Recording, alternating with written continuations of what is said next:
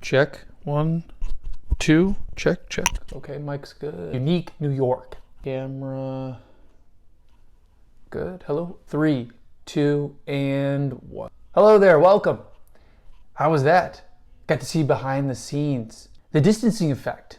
The AEffect. That's what we're going to be talking about now, and how you make the familiar strange, right? Distancing ourselves from the audience, what the AEffect means and who created it and what it looks like in theater and potentially in film. So the AEffect, also known as the alienation effect. Some people have called it the distancing effect, the estrangement effect. In German, it's actually the verfremdungseffekt. And all of this is, there's some history before, but we're going to be mainly talking about Brecht right now. And obviously such a dense and a deep conversation that we can go into.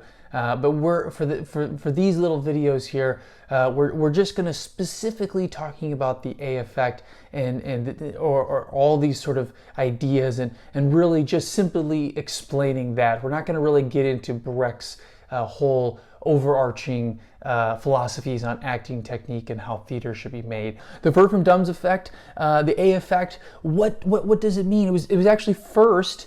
Some people believe that it was actually first, and we're working out of a book right now called Brecht on Theater.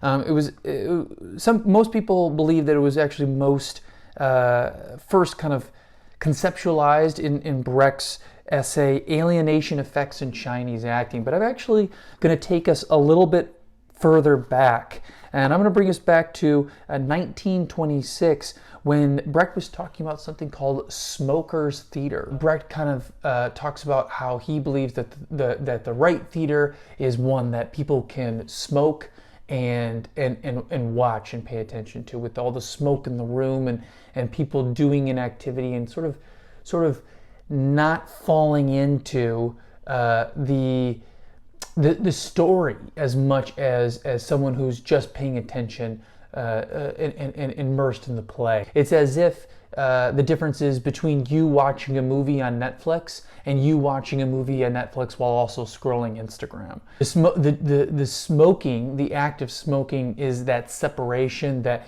it's giving you something to also pay attention to, and those ideas are starting to form until he starts to talk about the Chinese theater and the Chinese way of acting. And the Chinese essay was published in 1936, and it really touched on, it was a time when Brecht was not happy with the way that theater was being done. So the AEffect, right, the alienation effect, actually first sort of conceptualized by Hegel and Marx. The VEffect is really what we need to when we think of Brecht. Brecht, the VEffect is what Brecht is bringing to the table, and he's talking about this idea while also talking about epic theater and epic acting and what theater should be. And epic theater is essentially the opposite of dramatic theater.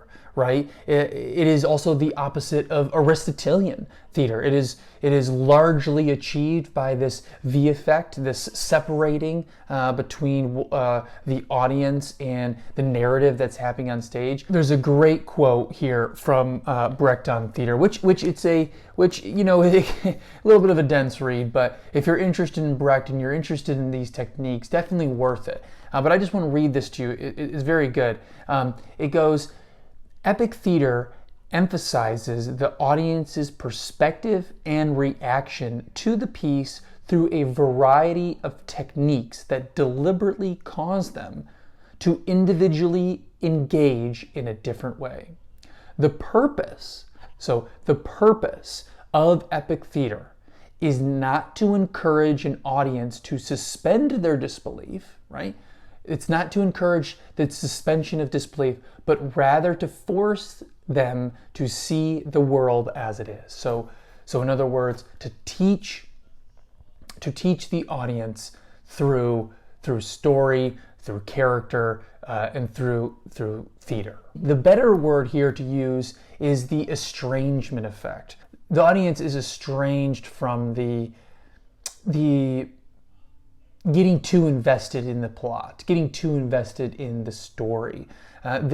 Brecht wants the audience to think about what is happening on stage and from a distance and learn from those lessons. And we're not going to get into epic theater here. I'm trying to keep it to what the AEffect is, but you have to know the point of epic theater to start talking about the AEffect. So if the goal is to teach, right? And of course, I'm simplifying this here for the sake of these videos. But if the goal is to teach, then there are certain techniques, and this is where the AEffect comes in. There are certain techniques that a director can apply to a production to distance, to estrange, to alienate the audience from the actions that are happening on stage. You see these techniques all the time. Think about this. Brecht is so ubiquitous in the world of theater that he even has his own type of theater named after him, right? Brechtian theater, a style of Brecht. Stanislavski, a huge influence within the community. He doesn't have Stanislavskian theater, right? He has the Stanislavski technique, but there's no really Brecht is one of the few, if any, type of theater philosopher who has a style of theater just named after him.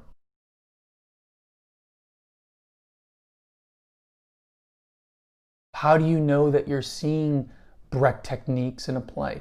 There's a variety of different examples. Some of the classic alienation effects, techniques that can be used in a play are things like title cards. So if you go to a play and you see a screen and with the scene name on it or something like that, that's a classic Brechtian technique. There's also things like the showing of the theater as far as the production aspect. So the thing I did at the very beginning of the video where I was getting ready and I was showing you how the production is being made, anything like that. That is also Brechtian. Think of this, like when you are watching a movie, and let's say there's a driving scene, right? Some cars are in the mud, and a wheel spits up some mud, and the mud lands on the lens, right?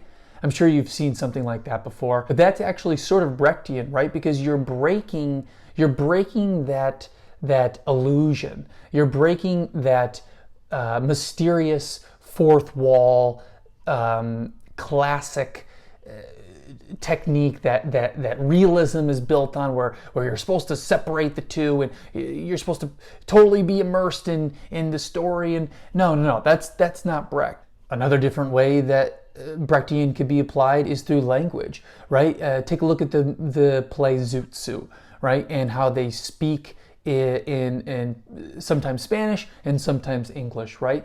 That is actually a alienation effect in of itself, because what you're doing is you are alienating a part of the audience purposefully that does not speak Spanish.